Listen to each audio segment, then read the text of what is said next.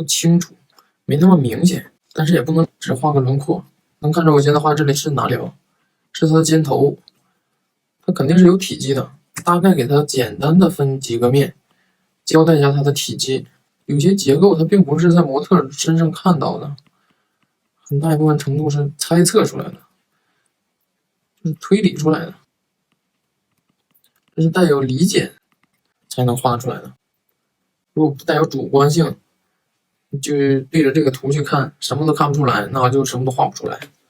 我把这几个重新画一下，按照这样的形式，主观的去画它的体积和结构。其实这些东西我也是编出来的。那么根据模特提供的一点点线索，也就是它大概的一个形状，去编造它的体积和结构。因为结构本身就是不存在的，那么我们画画肯定是要通过自己主观的理解、对造型的认识、对结构的掌握，主观去画它的结构。如果能编出来它的造型，那就说明你具备造型能力。如果只抄它框，说明你现在不具备造型意识。那么不具备怎么办呢？那就更加主观主动的去画，看不出来硬看。你像第三个，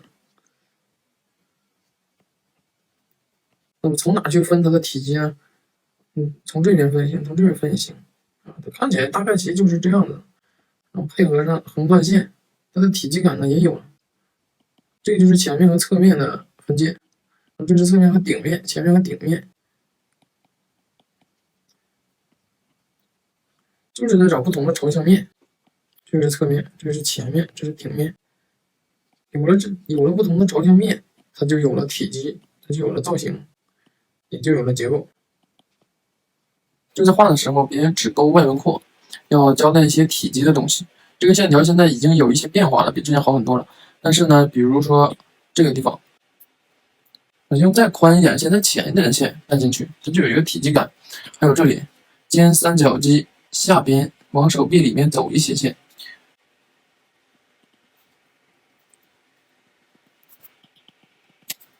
手肘下边的这一块给它再加粗一点点，像这样的话呢，整体的体积关系就会更强一些。包括在手腕这里，这边这个面和这边这个面之间，用轻浅的线稍微的带一下，这个体积感都会更好。包括第二个也是，你看肩三角肌往手臂里边走的这块，然后肱二头肌肌腹结束的这个地方，加一点这样的线条。后面的体积感就会更强。但是我们要更加主动的去找一些能够就是表现它结构的一些地方去画。像暗部的线条可以给它稍微重一些。那腋下这里它有一个面，然后它肩三角肌的朝向，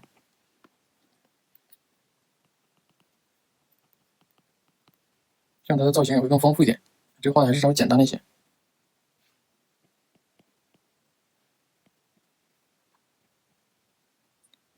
注意比例，这个前臂根部这里啊稍微窄了一些，这里是有一块形的分界的。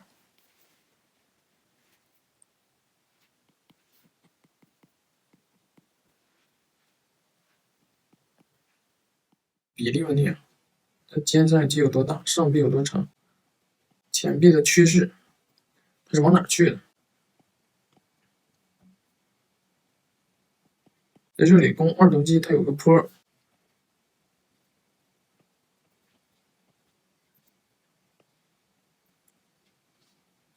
这是手臂的侧面，这是前面，肱二头肌形成的前面。然后上臂和前臂的咬合关系是这样一个互嵌的一个关系，这一块的这个坡面要插入前臂的中间，你这个就没有画出来。注意一下线条的这种变化，比如说亮部的线和暗部的线。我们拿这块来举个例子，这边是肩头的亮面，这边是暗面。我们把暗面的线粗一点、重一点，亮面的线呢画的细一点、实一点。然后在这种产生穿插关系的时候，把前后交代清楚，然后把每一块结构画清楚。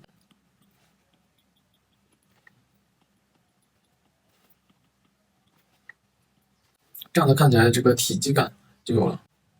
现在你这个所有的线条呢没有亮暗的区分，所以说看起来它就比较平，比较简单，而且在体块和体块挨着的地方，体块和体块产生关系的地方，这些地方交代的不够清楚。你像这里就像一些平面的拼图一样拼在一起，而实际上我们画的呢，它是一个立体的造型，肩头、上臂，就是这种感觉，就把它当成一块一块的体积一块一块的造型去看待。然后这个比例上也不准啊。作为标准示范是不是没看？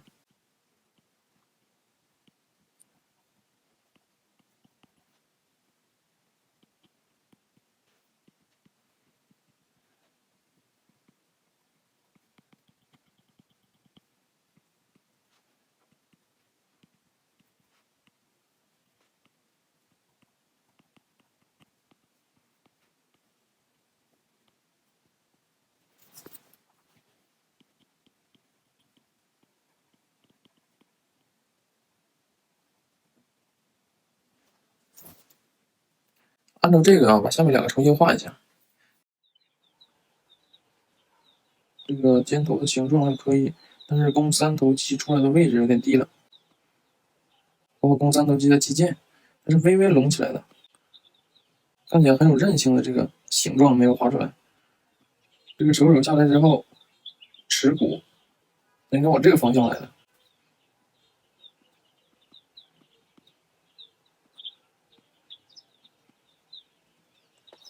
一个是要注意形，一个是要注意比例。这个手呢也是画大了，跟这个手臂的大小来比较的话，这个手也是稍微有点大。这结构啥的都没画出来啊，就照着照片就是乱涂一片黑啊，看着这儿重一点就涂重一点，看这儿浅一点就涂浅一点，光照着图片就涂了，一点主观意识都没有。而且这个血管画的特别的花，特别的乱。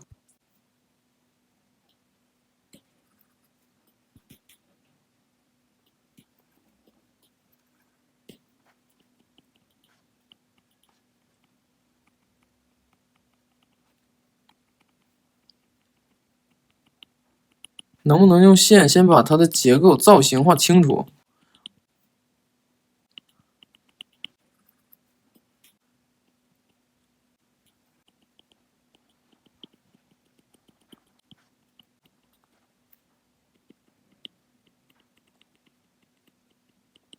如果有了这个体积的意识，有了这个造型的意识，用线能把结构、能把块面、体积画出来，那样的话去涂也能够涂出来。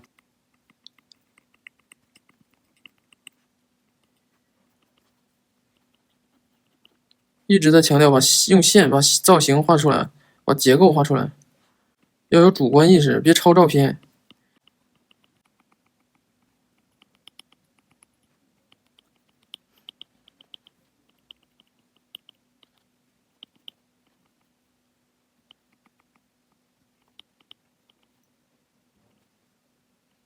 交代横断线也可以辅助交代这个体积。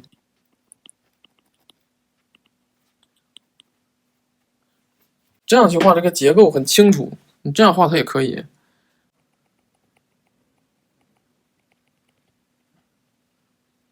每一步就做每一步的事儿，第一步肯定是先把结构交代清楚，有了结构，再按照结构去给一些这个明暗调子也可以。有了整体造型了，上面的一些起伏、一些血管可以按照它的强弱，该给的稍微给上一点点，带上一点点。